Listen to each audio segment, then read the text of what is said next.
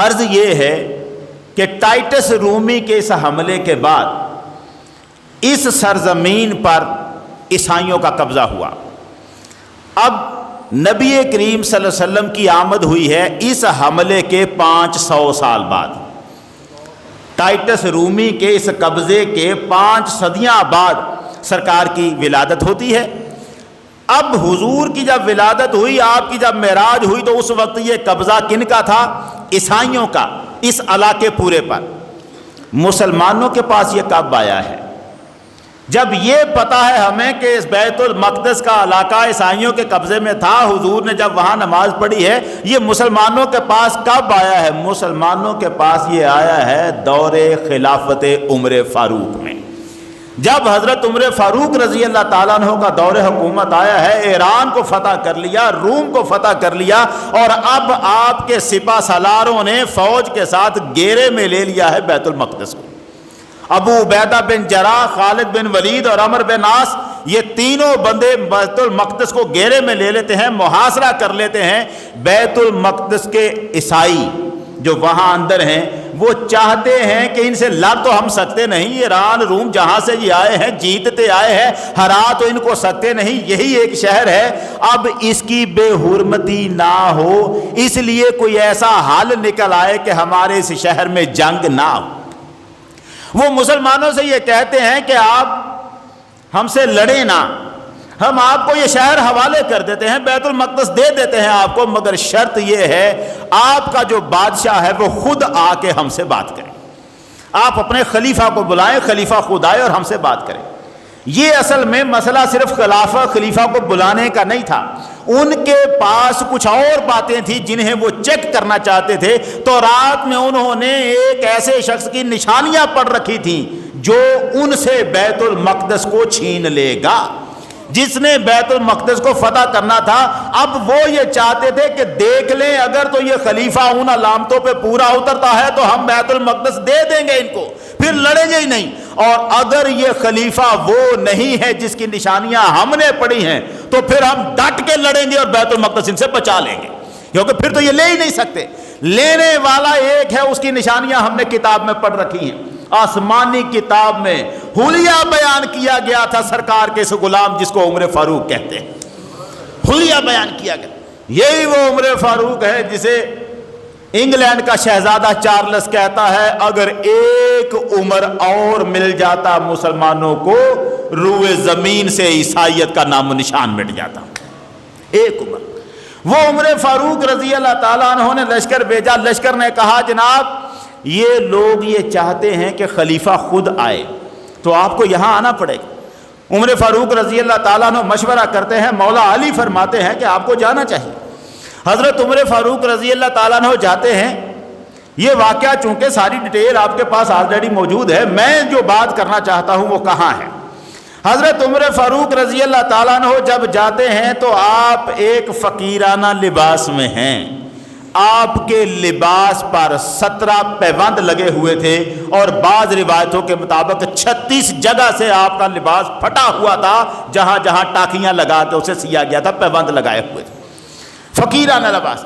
ایک اونٹنی پر اپنے ساتھ ایک حبشی غلام کو لیا ہے، اور اس کے 3 مقرر کیے مرحلے، فرمانے لگے کچھ حصہ سفر کا تو سواری کرے گا، میں لگام پکڑ کر آگے آگے نکیل پکڑ کے چلوں گا، کچھ حصے میں سواری کروں گا، نکیل تیرے ہاتھ میں ہوگی، اور کچھ حصے میں ہم دونوں پیدل چلیں گے اور اونٹنی کو آزاد آرام کرنے دیں گے، یہ خالی چلے گی تاکہ اس کو بھی تھکاوٹ تو نہ ہو، جانوروں کے حقوق کا بھی خیال ہے۔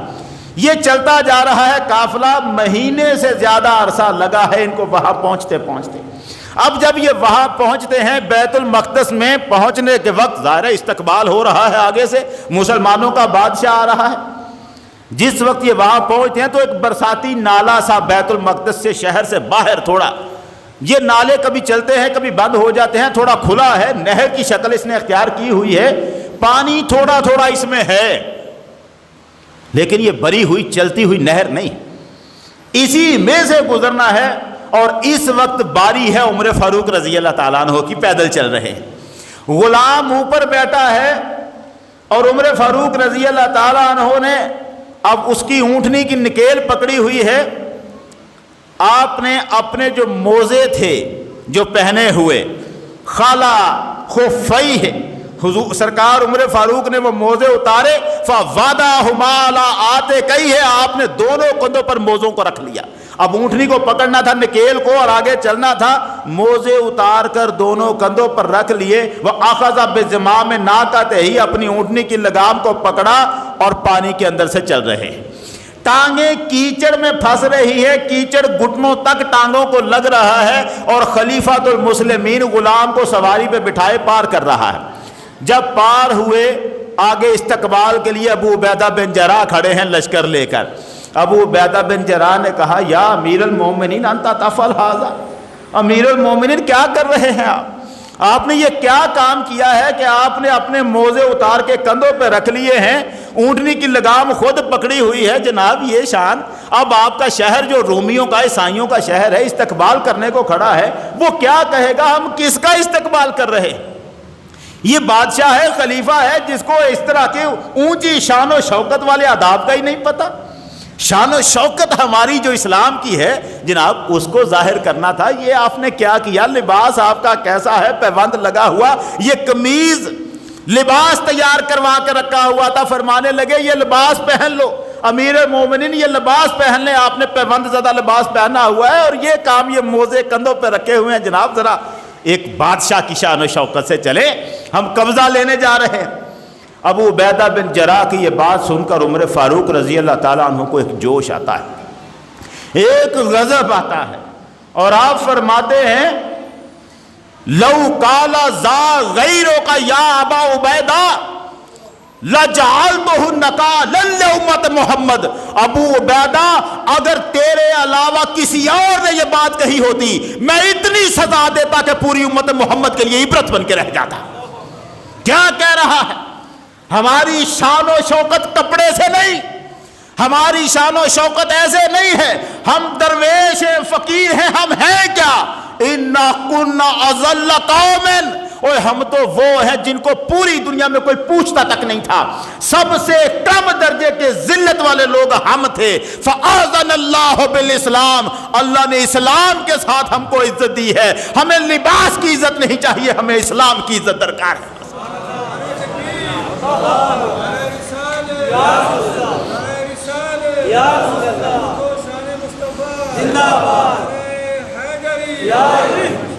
ہمیں اللہ نے جو عزت دی ہے وہ اسلام کے ساتھ عزت دی ہے، لباس کے ساتھ نہیں۔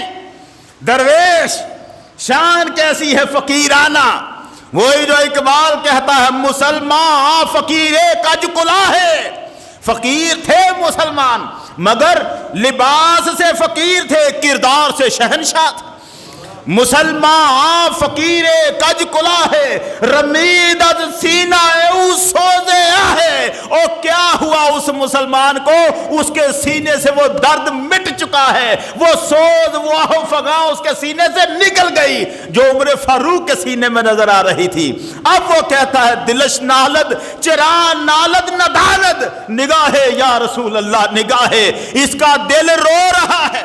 مسلمان اپنی حالت پہ آج افسوس کر رہا ہے، مگر یہ رونے تک پہنچا کیسے ہے اسے اس کا بھی اندازہ نہیں ہے۔ یا رسول اللہ اس پہ نگاہ فرمائیں، اسے بتائیں، اسے یہ آشکار کریں، اس پر یہ حقیقت کو تو اس زوال کو کیسے پہنچ گیا۔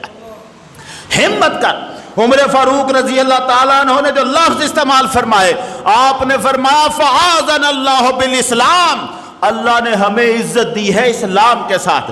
مہما نطلب بولے عزتا بغیر ما اعزنا اللہ بہی اذلنا اللہ، اور جب بھی ابو عبیدہ جب کبھی بھی مسلمانوں نے اسلام کے علاوہ کسی اور چیز سے عزت لینی چاہی، اللہ اس قوم کو ذلیل کر کے رکھ دے گا۔ یہ جملہ جو عمر فاروق نے وہاں فرمایا تھا، یہ ہوا ہے ہمارے ساتھ۔ ہم نے اسلام کی عزت کو چھوڑا اور دوسروں سے عزت لینی چاہیے۔ اگر امریکہ برطانیہ ہمیں اپنے ساتھ کرسی پہ بٹھائیں، ہمارے ساتھ بیٹھ کے تصویریں کھینچ لیں تو ہم بڑی عزت والے ہو گئے۔ اگر وہ کہیں کہ بندے بڑے اچھے ہیں، پاکستان میں کام ہو رہا ہے، عرب میں کام ہو رہا ہے، تو ہم عزت والے ہیں۔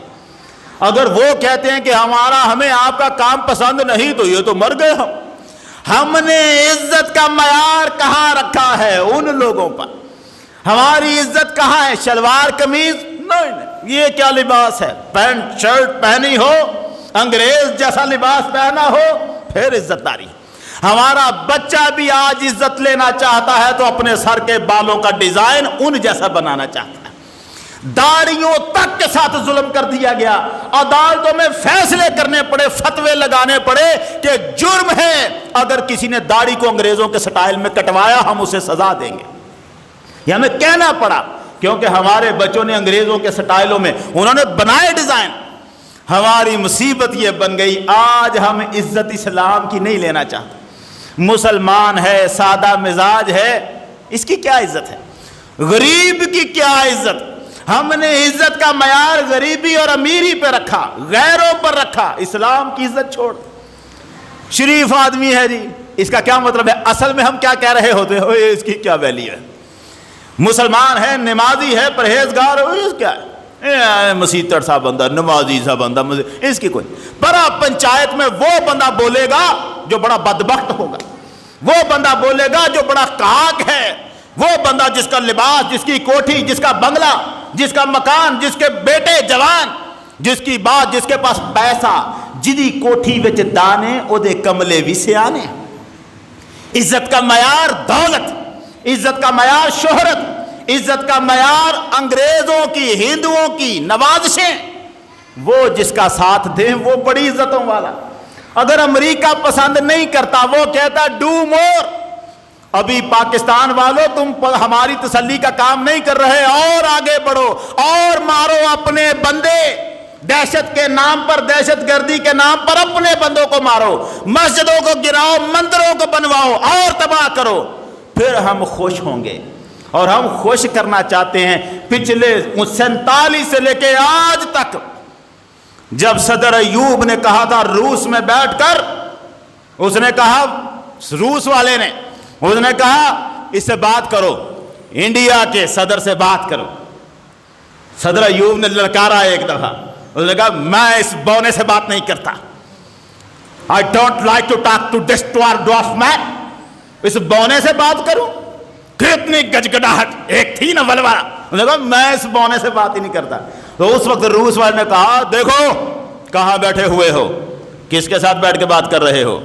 یہ ایک جمہوری ملک کا صدر ہے اور تم ڈکٹیٹر ہو، فوجی، تم نے ایسے آ کے حکومت دی، بات کرو اس سے۔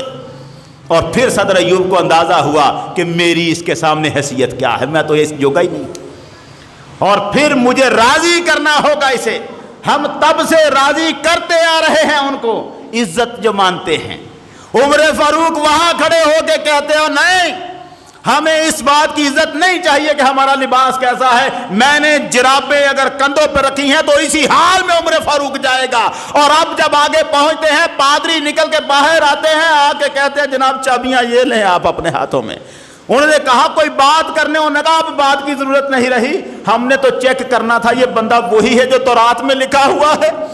انہوں نے کہا کیسے پتا چلا؟ انہوں نے کہا تورات میں لکھا تھا بیت المقدس کو جو فتح کرنے آئے گا خود پیدل ہوگا، غلام کو سوار کر کے لائے گا۔ تورات میں لکھا ہوا تھا جو بیت المقدس کو فتح کرنے آئے گا اس کا لباس ٹاکی ٹاکی ہوا ہوگا، پیوند لگا لباس پہنے گا۔ تورات میں لکھا ہوا ہم نے پڑھا تھا جو بیت المقدس کو فتح کرنے آئے گا جس دن وہ آئے گا گھٹنوں تک اس کی ٹانگیں کیچڑ سے بھری ہوئی ہوں گی۔ یہ ساری نشانیاں تو اس میں، یہی وہ بندہ ہے، ہمیں اب کوئی بات کرنے کی ضرورت نہیں، یہ لے چابیاں بیت المقدس، پورے شہر کی چابیاں آپ کی۔